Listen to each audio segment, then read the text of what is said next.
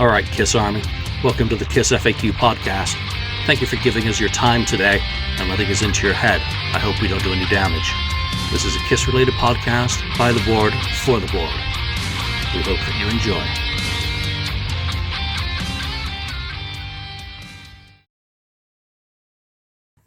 Welcome to episode 293 of the KissFAQ Podcast. I'm your host, Julian Gill. Today I'm joined by Ken, 69th Blizzard on the board. Hello. And Lonnie, St. Louis What's KISS up? on the board. And we were going to have a special guest, but he's stuck in traffic, which happens. So we will catch up with him very soon, I'm sure. And if not, abuse him mercilessly through IM, PM, text, email, every method of modern communication. It's good for him. So because that threw a spanner into the works 29 seconds before the start of this episode, thanks a lot, we're going to just talk about some recent topics that have been going on. Obviously, I want to thank everyone for their very positive feedback and response to our new sidecast, Look, It's Rock and Roll, which we're looking forward to doing more episodes of, maybe once a month, thereabouts, or whenever the fancy takes us. You know, Ken, I know, is going to say at some point, you guys are going to listen to the first 5 Blackfoot albums. I want you to come up with your top 10 list off those, and then we're going to discuss it. You know, all sorts of fun stuff like that. I'm sure Lonnie's got some bands in his back pocket that he really wants to make us dig into, or albums. Or Yeah, who absolutely. the hell knows what? You know, the sky's the limit on that show. Let's just step outside the box, so to speak. So thank you all for watching and checking it out. And thank you also for watching the episode with Andy. It was very nice of him to come on very early Sunday morning after the Manchester, New Hampshire show to give a first-hand account of everything that went down. So guys, you know, obviously you've been following the KISS tour on the interwebs and whatnot. Lonnie, you know, what are some of your thoughts about the changes to the set list and this latest leg of KISS's End of the Road tour? Yeah, it was exciting the other night for the first night of the new leg, you know, because Tommy had done that interview recently saying there's going to be some changes to the set. So, you know, I think like most KISS fans, I was sitting there on my phone monitoring the FAQ, monitoring Facebook, just seeing what I could see, what was going on.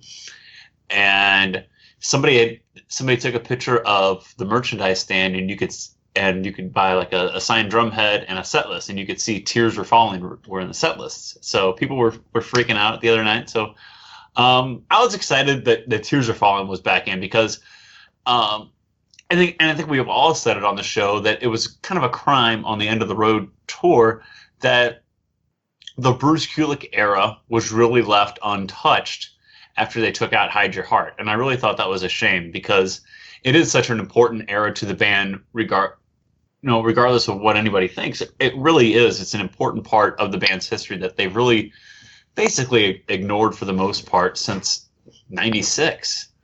They've only played a handful of songs ever from that era. So having Tears Are Falling back in was great. I really was hoping for something off of Revenge, you know, even just God Gave Rock and Roll to You during the encore, or something off of Revenge would have been even better. But having that in there was a great addition. And Parasite, dropping Let Me Go Rock and Roll for Parasite, I think that's kind of fun too. Even though I do love Let Me Go Rock and Roll live, but just the fact that they switched it up just a little bit is really cool. So I think KISS fans have to be happy that they've done that, and if they bought tickets, they're not seeing the exact same show again. 2 songs that for KISS. That's a massive. That's a lot to the set list. That's a major change. Our expectations are really, really low at this point. Ken, what were your thoughts on those changes? Yeah, well, I mean, I had heard Tommy Thayer had said they were going to change in that one interview, that they were going to change up the set list a little bit, and I was thinking, okay, yeah, one song's going to, you know, be inserted or removed here and there. But 2, holy shit! 2 is like it's like 200%, you know, a change. You weren't, I wasn't expecting that, especially I wasn't expecting Parasite really, or Tears Are Falling for that matter. I guess, yeah, like Lonnie said, they really do overlook the '80s, which is unfortunate. But I mean, even Forever is what the biggest hit, I guess, technically, one of the biggest hits, and it's. I think it would go over well with like the people holding their phones up with the lights on, because no one has a big lighter anymore. Right. I guess. But yeah, I think it's a cool thing that they changed it up a little bit more than they have in the past, which is just this extra song, but it's kind of funny. Whatever. Yeah, it was so nice to get on the next day. Obviously, selling the set list with the drumhead is a massive fail, and giving away the surprise of what the songs were going to be. But I was shocked. I thought the shake up to the set list might end up being that the set was in a different order, like literally shaken up and taking the songs out in a different order. So I was very happy. Parasite, I mean, that really kind of qualifies as a deep cut, because it's not one that I think a lot of non-diehards are going to know. They might know Hotter Than Hell because it's an album title, but Parasite, I mean, that's digging deep into the Frehley wheelhouse. Yeah, shout out to Ace. Yeah, and a nice one as well. And it's like, where's Ace? Because it's like a perfect opportunity for him to come in for one of those guest appearances, a song like that. One of those guest appearances. There have been no guest appearances on the tour. One of those. Yoshiki. Let's be honest. Yoshiki. I guess that's friends, not family. Yeah. We'll have friends, but not members of the family, because they're family, and families fight. Family feud. But Tears Are Falling. I mean, I think I mentioned it with Andy. It's like, check Bruce's schedule. Where is Grand Funk Railroad performing at the moment? Is he within, limo distance of a KISS show? Because to get him out on stage, if only to do the solo. Hey, he's a member of the family. He's gonna, Tommy does his thing. Bruce doesn't have any makeup issue to deal with, and can just do that solo in all its glory. I love that solo, by the way. And I think Bruce did feature it on one of his guitar videos last year. But again, I didn't see either of those songs coming when we were kind of trying to figure out what the shakeup of the set was going to be. I saw songs like Strutter, Watching You, and Got to Choose, because they're right in a row on the KISS Kruise set. So I figured it'd be something that they'd done then. And of course, they did God Gave Rock and Roll to You, too, like Lonnie mentioned. So I think any of those would be great to, rotate in and out. And if the shakeup is that you're going to get Parasite and Tears Are Falling, then I just hope they're still in the set at Oakland. Because again, I saw Tears Are Falling live at Rock's Vegas. Vegas, yeah. Loved it. I was thrilled. Obviously, as a guy who got into the band with Asylum in that particular video, it's one of those songs that means something to me, along with Deuce. So, it was good. It could have been worse. Of course, it could be better, but let's be happy with what we did receive rather than, what we didn't. 21 songs. Yeah, stayed the same length. So, and they brought Crazy Nights back in place of Do You Love Me. And that's actually great. I like 21 that. songs. The 21 songs, I mean, considering like those short set lists we were getting when they were touring with Motley Crue, and then when they were touring with Def Leppard. Songs. I mean, that's really cool. I mean, I didn't think we'd get that long of a KISS show ever again. I mean, the last time they really played 2 hours at a regular venue would have to be like 2010 when they did that summer tour in 2010. Or maybe 20. I saw them on like a hit and run type tour in 2011, but not in a long time have they played that long of a duration. Yeah. And I didn't think that at this point in their career that they would go back to playing that long again. And they do have the breaks in there a little bit, but they're still playing 21 songs. So I mean, that's great. What more do I mean? I really didn't expect that. Well, they're Lonnie, still doing it. They're still doing it. Well, Lonnie, it's a lot easier on Paul Stanley's voice now, so they can extend out the time. Wow. Long may the vocal smoothing pedals stay healthy. But I'm a firm believer that they should stretch it out to 23 songs and give Eric one specifically and Tommy one specifically, because Monster's still neglected. I'd still like Tommy to do a proper, song. Do All for the Glory, maybe, for Eric, Definitely for Eric. I love that song. There's a lot to you mentioned just a bit of that later era stuff. I mean, and of course Tommy did play on Psycho Circus, so True.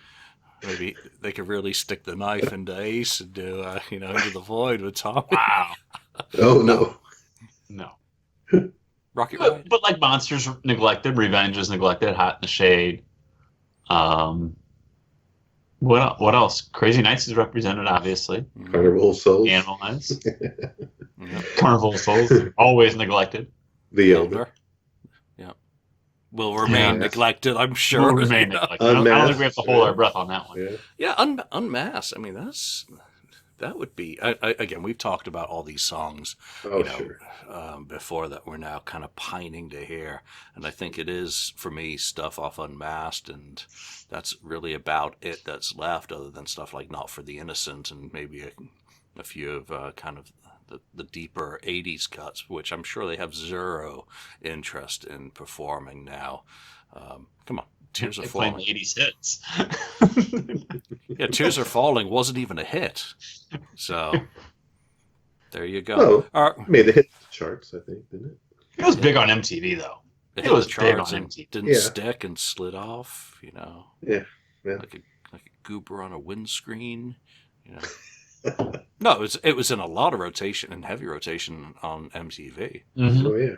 December '85 again. That's around the time I got into the band, and it was always on. Had Volcano. It was cool. Had Paul Stanley swinging on the vine. Yep. All right. Let's get into some of the other things that are going on in KISS world today. KISS Kruise 10 is sold out. Yeah, that's amazing.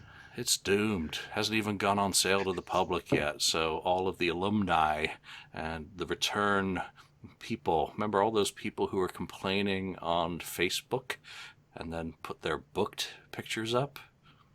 Oh yeah, I had a nice little rant about that a few weeks ago. Yep. Well, I mean, people like me, maybe. Yeah. Yeah. Hello. Hey, I'm man enough to admit it. Completely. Well, I got an email the other day. Well, earlier, a little week ago, saying that my book date has arrived for booking. And but I kind of looked at it like, I guess I'm not going. You think about it for a second, like, do I want to? Then I said, nah, I'm not going to do it. Well, you've missed the boat now. But, I obviously, really missed it. Wow. the other big thing with that is Bruce getting announced. And, what are you guys' thoughts on that? Were they playing with the crowd, do you think, a little bit by not announcing him immediately? And suggesting, I think Bruce was asked on Facebook, what's going on with you and the cruise? And he's like, you'd have to ask Sixth Man.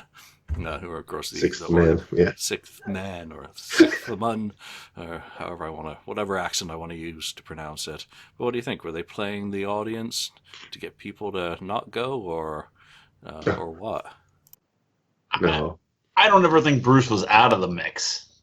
I think Bruce was always going to do it, and maybe they just wanted to see what the response was and see if it was selling or not, and then throw that slice on there to get it to sell a little more. Just hold back a little bit. We don't ever play all of our cards at once. But I don't think Bruce was ever out of the mix because he had such a good relationship with the band. I don't ever think that was not going to happen. Yeah, I mean, who knows what his price tag is, too.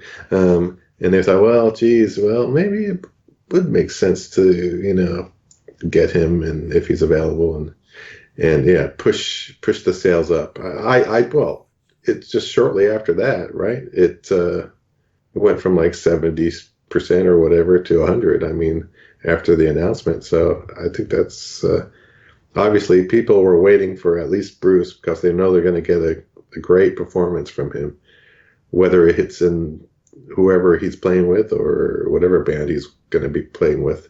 it's going to be a good time with him. Yeah, I think on one of the things of Bruce is that hopefully they'll change things up this year.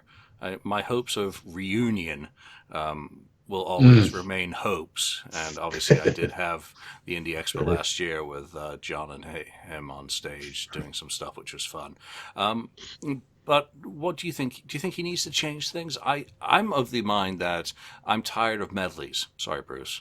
And obviously everyone can watch these on YouTube to get a good feel for some of the stuff they do. I'm really wanting more full cuts and kind of a more standard set list and getting away from the medleys, maybe focusing on one of the albums from his career, like Asylum, 35th anniversary, Bruce, in all its glory. Like Asylum, for example. Without being too predictable. But, I would love for them to do full songs. I would love for Bruce to dig up, some of the really obscure stuff in his catalog, stuff that we didn't get to hear until like 1999 when Eric Carr's posthumous Rockology came out. There's a lot of Bruce involvement on some of those songs, and obviously, a band like the Lipstick Generation recently covered The Eyes of Love. I'd love to hear Bruce and his band doing something like The Eyes of Love from that album, which would be really quirky, very different. It might be a new song to quite a few people, because obviously not everyone's heard everything. Not everyone's a completist. And it ties in nicely with the Rockologist release of that on vinyl that's, just happened. So, Lonnie, your thoughts? Yeah, and even on the cruise, not everyone's a completist. Even at that venue. I mean, I've told the story on here before that during the acoustic show on the cruise that I went on, they started playing Mr. Speed, and I'm singing the second verse, and I said, it goes, you try pleasing, but getting on your knees don't make it. And the girl next to me turns and looks at me and she goes, "Is that the line?" I'm like, "Yeah, that's the line. That's the fucking KISS Kruise. Of course that's the line." And at that point, then I realized that maybe everyone's not as big of a geek on this cruise as I am. So, no, and that's on Rock and Roll Over. So back to what Julian was saying, that, that something like that would be a new song to people that they wouldn't even have any idea where that came from. But I think it's great that Bruce is back on there, especially for like the diehard fans like us on this show and like the people who listen to this show.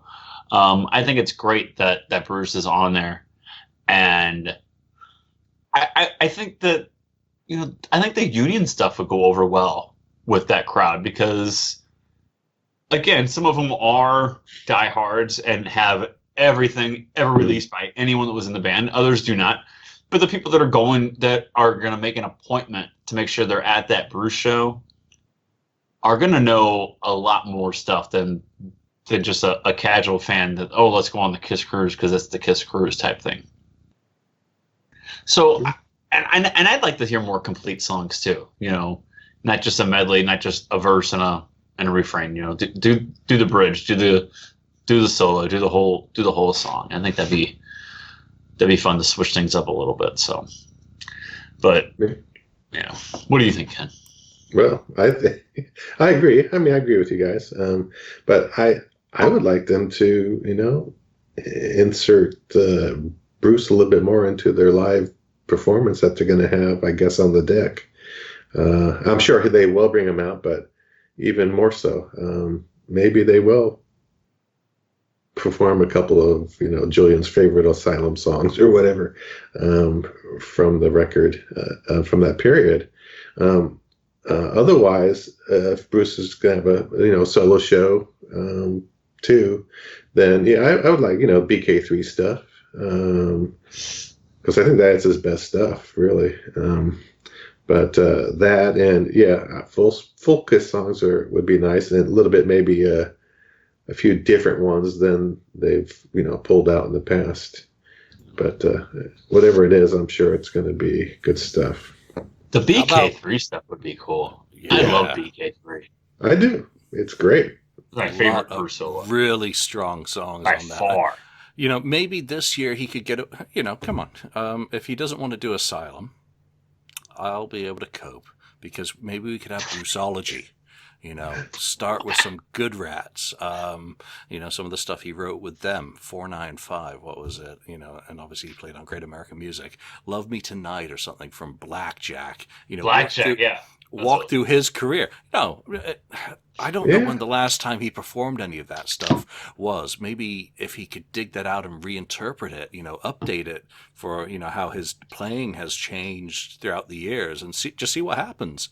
What else is there? Obviously, there is the BK3 stuff, which would be really fun. Well, how about how about they, do Everybody's Crazy, like from the Michael Bolton album. I mean, that'd be a great one to pull out. Yeah. And there's some good stuff on the first Bolton album. I think was that Bob? Sorry, Bruce. I can't remember if it was Bruce or Bob who played on that first Michael Bolton solo album. But there's an Pick Me Up by Rosetta, which he co-wrote as well, and that was a single in 1980. A lot of stuff, but that would just be way too obscure, and people might be walking the plank. Even though it's really good music, and I like it, I'd be thrilled. But that adds to another thing. I don't remember if Bruce has ever done like an activity on board. Now, do you remember in the 90s when he first left KISS, he did expo appearances where he'd do guitar clinics? And, he'd jam solos to stuff like Heart of Chrome up on stage. He played some Union stuff, played some riffs. When you think of Paul Stanley doing his bedtime stories or his cooking show in, in the theater, it'd be great if Bruce could do like one of those 90s style, don't laugh, Paul's bedtime stories. Well, the bedtime stories. Bedtime stories yes, but show. Sorry, not for kids, but the X-rated version. I'm sorry. Do you really want Paul Stanley reading you, Jackie Collins? Like letters to the editor on Playboy or something like that? Is that what you want in bedtime stories? I really don't want anyone reading me that. Shoot. Yeah. Maybe we can have Ron Jeremy as a guest. Dear Penthouse, like Dear Penthouse or something like that. Bedtime Nightmares with Ron Jeremy. Okay, so getting back to maybe revisiting the guitar clinics, and the same goes for Eric. Oh, that's my door. Hold on. Give your thoughts on that. I can hear. What do you ask us? So Ken, Dear Penthouse.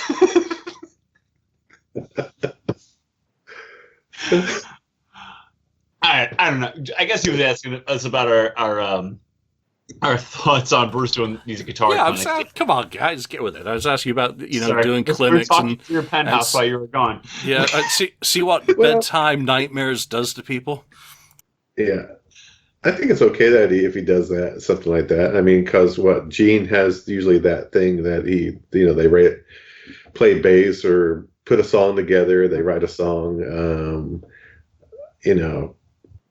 I think that's kind of a cool thing, and having a Bruce do something similar would be cool as far as playing guitar or how playing lead guitar, how that works within a band, and how to create a solo or something and chord progression, exactly. and to go from switching from different keys within a solo, and that would be fun. That'd be it might be way over some people's heads, but I think that'd be interesting to a lot of people. Yeah, I mean, think about it. I mean, he's standing up on stage, maybe have a guy play the solo over the PA, and then Bruce talks about how the solo came about, deconstructs it a little bit, but keep it short and snappy. Maybe also do a little bit of like the Tommy Spot This solo thing. He teases with a little bit of it first. I mean, there's lots of things. Of course, Bruce is not there to have any fun. He's strictly there to, entertain us every moment. Of course, I'm sure he utterly would disagree. When he's not performing, he doesn't want to be anywhere near the lunatics. I don't think so. All right, so moving on from the cruise, obviously it is good news. It's good news that Bruce is going to be here or there. Other news is no Indie Expo this spring or summer. That's a bummer. That's kind of a gathering for many people. Mm-hmm. That's just a news item. Other news item, KissFAQ World is closing. Last day to order is March the 29th. Gene Simmons expanding his money bag line. What do you guys think about the news from Canada that Gene Simmons is going to stick his name on vodka? I'm reading something here on the FAQ. It says money bag vodka. That's it. Yeah. I think, it's just whatever, more power to you if you can, get your name on there or logo and sell it. It's kind of, yes, it's kind of hypocritical from a person, who is not known as a drinker to never drink, alcohol. It's kind of the same thing, goes hand in hand with the other thing where he did the marijuana thing. The marijuana thing, yeah. Similar, but the marijuana thing is gonna, heal. We know it's used for good things as part of different diseases or what is it? I forget all the possibilities, but multiple sclerosis is one, disease that dope is, or some of the ingredients in marijuana are apparently able to alleviate, as are seizures. Seizures, yeah, that was one. Yeah. So but vodka is a little different in that sense. It's just. I don't think vodka relieves anything but stress or something like that. Hey, but it's not. It's not unreasonably priced for something that has the Gene Simmons money bag name on it. It's $19.99. That's not bad. I'm not it's drinking not any high-end vodka that costs 19. Oh, that's $19.99 Canadian. High-end vodka. If that's Canadian, that's like 10 cents. Just saying. How about that? It's reasonably priced. Don't say Gene's just in it for the money. It's reasonably priced vodka. Yeah. Or Gene is just getting cheaper. Or it's really, really bad vodka and it's straight out. Watered down. Hey, Gene, we've got a couple 100,000 gallons of vodka from a bad batch. You help us shift it? You put your name on it? Sure. Actually, how much are you going to pay me? I haven't had vodka in years, so that used to be one of my favorite tipples. About a third of a liter of Smirnoff. Back in the days, the good old days. So, do you think there are any other products that would be particularly good for Gene to start slapping his name on? If he's gone for the vodka, Moneybag Soda is doing very well, very popular. It's actually got quite a rabid fan base, and it's got some really good flavors. Why not put his logo on like money clips and wallets and things like that? That would make sense. I don't know what it's something things that relate to money. You can create his own, instead of PayPal or Apple Pay, it's gonna be Gene Pay or whatever. That's good. I don't know, money bag pay. So you make a deposit and your account's automatically emptied into his. Although exactly, it goes right into. He'll hold your money for you. He'll hold your money for you. Yeah. You were going to spend it on KISS tickets anyway. You might as well just give it to me now. Give it to me now. Yeah. So, why resist the temptation on spending it on something other than KISS? Just give it to me now. And then you wouldn't be able to go to see Guns N' Roses, would you? See? I resist. See, I turned down the Motley Crue Def Leppard tour. There's a reason why I didn't go. All of a sudden, Guns N' Roses announces a tour, so I'm going to Indianapolis. Oh, so they're not even coming to St. Louis? They are not. They're coming to Chicago, and Indianapolis is the closest they're coming. So Stones are going to St. Louis, aren't they? Stones are coming to St. Louis, yeah. So that's at the Dome. The Dome in St. Louis, just quick side note, doesn't have a name because we don't have a football team, so they just call it the Dome. It doesn't have a sponsor anymore. Oh, yeah, that's like Oakland now. It used to be Oracle's, not Oracle. Now the other place is Oracle. For the Giants. right? Where the Giants play. So Yep. All right. So moving on. sports. Either of you see the new video from Rammstein's Till Lindemann? Lindemann. I don't say. I'm sure he's got a new video from his solo album last year called Platz Heinz, and it's got really cool. He's wearing Gene's costume in it, basically. So I don't know if either of you had seen that. I saw a picture of it. I didn't see the video, but I did see a picture of him wearing. It's like the 1975 kind of outfit, right? Period, or live period, something like that.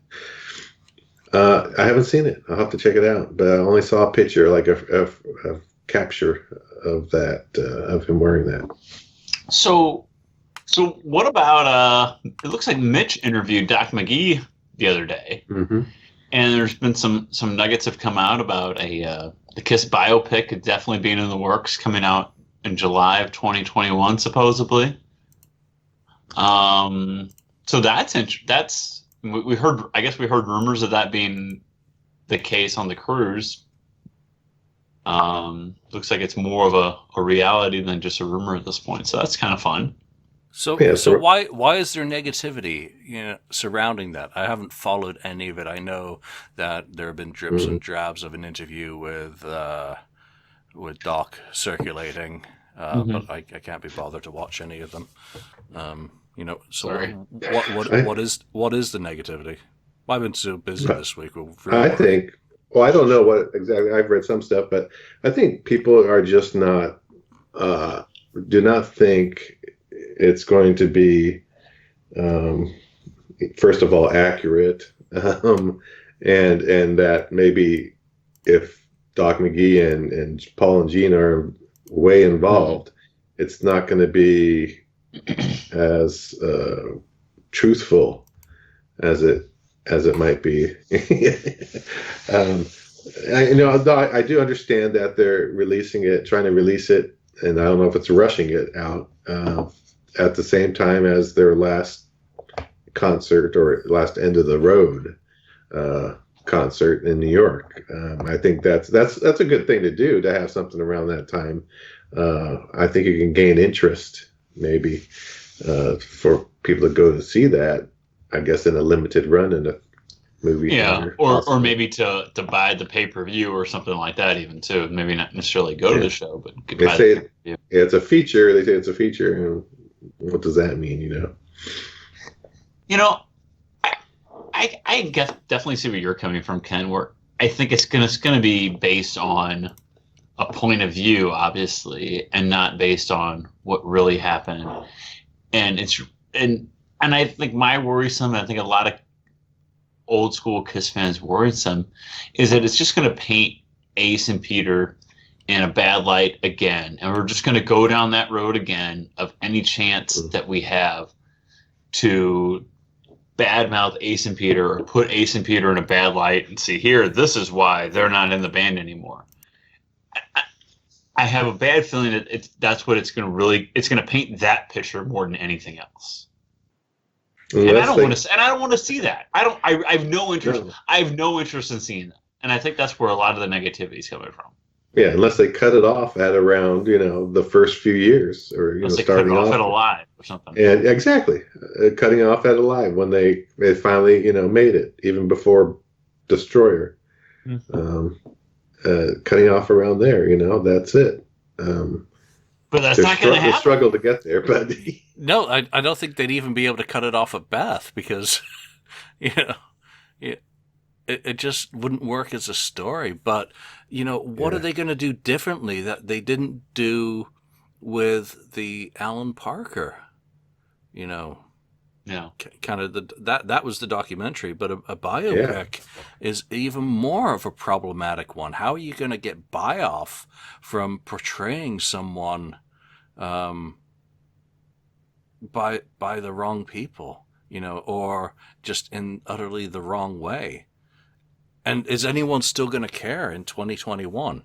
If you think about, it's declining. It's also declining return on the band's kind of fortunes as we go forward. how many times have they been to your area? Even if they're not playing the same city for the third time, when they said originally that they were only going to visit you once, but now they're visiting the suburb, well, we went It's to 10 miles outside. we went to Kansas City, Missouri. Now we're going to play in Kansas City, or Kansas City, Kansas. Pardon me.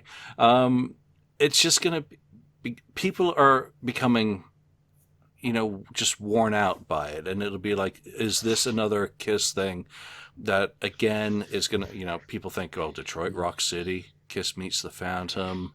And then, correct me, when's the documentaries for this year, right? And the biopic is for Fall. next. Uh-huh. Yeah, so it's not that far away. No, it's not. They haven't even managed to put spinning gold into a story, and there's more crossover interest, or I would have thought there'd be more crossover interest in a cat like Neil Bogart, because of Donna Summer, The Village People, Angel, KISS, Lips Inc., the Captain and Tennille, Flashdance. No, we're digging. Flashdance sold 6 million copies, dude. Not digging. Oh that much. yeah, it was a big soundtrack, of course. But maybe they're figuring this is biopic. People that aren't coming out to see them in concert because they can't afford the ticket prices, which it's not cheap. Even the cheap seats are, it's money, So they figure, well, you can buy, $10 movie or $11, $12, whatever dollar movie ticket, and they can check us out there or check out our story out there. I don't know. I just hope it's done right. We'll just have to wait and see. It's gonna just bypass the 80s, no doubt. Oh yeah. Real quickly, and then all of a sudden they're gonna get back together and do the reunion and that sort of stuff. It's like we'll go back to bad-mouthing Ace and Peter right after we do that. Yeah. I just don't know how fair is it to do either a official documentary or a biopic without the executive producers being Gene Simmons, Paul Stanley, Ace Frehley, and Peter Criss. Forget Doc McGee. Yeah, I agree. But, two of them aren't members of the band, and the other two who have kept the band going all the years aren't going to give the two miscreants, any sort of editorial control over, this is how we thought you were behaving. No, this is what I really... Because it would never get done. Yeah. We'll just have to wait and see. Or maybe they just make a bunch of bullshit up like The Dirt. Because come on, how accurate that was completely. We'll just make it up as we go too. It was based upon, right. If you do it that way, then that's your kind of get out of jail card. It just seems a very weird order in which to be doing these. It's almost like, again, stop announcing these things. Focus on the documentary, which kind of makes more. I would have thought that has more crossover. But then again, I want to be wrong. I want to be surprised. I want to be excited about it. I want to see a trailer come out, and I'll be like, "Ooh, I was wrong," or "That looks interesting." Yeah. Ooh, I didn't think about that. We'll have to do a series of shows on That Was Wrong. We do. Part 10. Part 20. Part 10 of This Was Wrong with the biopic. But yeah, everything I just said about, kind of like diminishing returns on, maybe the tour. We're into the fifth leg here. What is this? The third pass in the U.S. But you still got South America to come up. And I read online that Sao Paulo had sold out. And that's a 50,000 plus capacity, venue. Though, then again, both the ones in Japan were 55,000 plus, and one of them only had 24,000 seats put on sale. So, when is South America? Is that in April? I think April. South America, and they're doing Central. Are they America really not too. going to go back to South America again if they're selling out down there? No, kind of surprising. It's. I'm interested to see. how they do in Central America, places that they've never gone, like El Salvador. I think they're going to get a huge showing in Central America because I think they're pretty popular. Since they've never been there, Yeah. shoot, I think they'd come out. When are they going to make up all those Australian dates? No, good question. Well, where is free on the schedule currently? October, between the 4th and the 29th. I don't think Early that 2021. period Yeah, before the that's cruise. not enough time to get staging shipped out there. So I would think it would be probably December, November, December after the cruise, which ends the 3rd. Maybe after a break then, unless Paul gets the lurgy again, God help him. They probably, they're probably thinking, well, we've got the calendars open right now for that. Or maybe they wait into 2021. We don't know what the ticket sales were in Australia and whether there were any kind of those sorts of concerns. Fires are still a big deal in Australia, and everything that's gone on there continues to be a problem. It just rained this week over one of the fires and knocked it back by a third. So they're going to have to get back there. Going back to Central America, I've just brought up the site. San Salvador, April 24th is when it kicks off. Then they're hitting Lima, Santiago, Asuncion in Paraguay, Buenos Aires, Porto Alegre, Cubita. You have all this information in front of you? Well, I can't. Doesn't mean I can pronounce it. Uberlandia, Brazil. So, I haven't even filled in the dots yet for these ones on what the sizes of the venues are and whatnot. So, these legs are small and short, but even after this 5th leg in the U.S., they're going to be back again for, leg number 9 in August. Lonnie, when are you going to see them? I don't know. We were thinking about it. We were thinking about going to Peoria in a couple of weeks. They're playing Peoria, Illinois in a couple of weeks. Where I was kind of getting the itch when I was reading that set list off the other night with Tears Are Falling and Parasite. Like, oh, it's really cool. And she's like, oh, well, maybe we can go to Peoria. I'm like, oh, it's going to happen. So I think I'll see him one more. I think I'll still see him. I said when I saw him with my brother last summer that was it, but I think I'll see him still one more time. What about because Springfield? they're going to keep touring. I mean, don't think in 2021 that the only show they're doing in the U.S. is New York in July. They're going to do one more run through the U.S. and then end it in New York in July. Don't think that's the only show they're going to do in 2021 in the U.S. You know what's going to happen. Come on.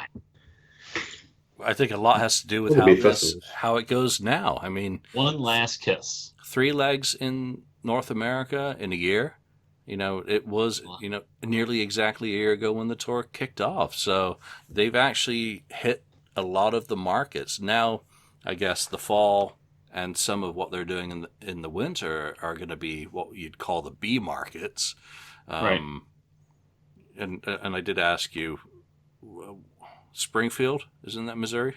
Springfield, Missouri. Yeah, that's about 4 hours away. It's not bad. That's tough. And what, Peoria? How far is that away? Peoria's about 3. That's not bad either. Okay. It's doable. My geography lesson for the day. Thank you. And Kansas City is in Missouri too, just in case you're wondering. Not Kansas. 2 fucks could I give? I get everything wrong all the time anyway, so I will not be throwing any stones. I actually had to go back through an old edition of one of my books and correct all the Arizonas and Arkansas. Yeah. That was embarrassing. All right. Any final thoughts this week before we call it an early episode and blame our guest? No? Nothing further to add? I was almost tempted to... Where was it? I can't find it. Oh, yeah. Vinnie Vincent's Valentine's Bash. But then I figured, why bother? Is that real? Yeah. I saw that. Is that real? Apparently it's still for sale. So haven't heard anything about Yeah. it being canceled. And, just to touch on Vinny ever so slightly, Mike Brun did put up his full Q&A with Vin up on YouTube. And you go check out his channel, and if you so desire. I've managed not to watch any of it. I just completely walked away from it. I actually even just closed down my Vinny site. So washed my hands of all the drama. All right, let's leave that there for this week. We will catch up with our missing guest very soon. And again, got some fun episodes of Look It's Rock and Roll coming up in a couple of weeks. And for now, for Lonnie, Ken, and myself, thanks for watching and listening, and we shall see you next time. And yay, we're still on Spotify because we don't include music in our show. Wow. Thank you for spending time listening to the KissFAQ podcast today. All sales are final. There are no refunds. If you'd like, look us up on Facebook or come over to the KissFAQ message board and discuss the topic we've broadcast today. Don't forget to rate us on iTunes, Spreaker, or wherever you've listened to the show. We hope you'll join us again.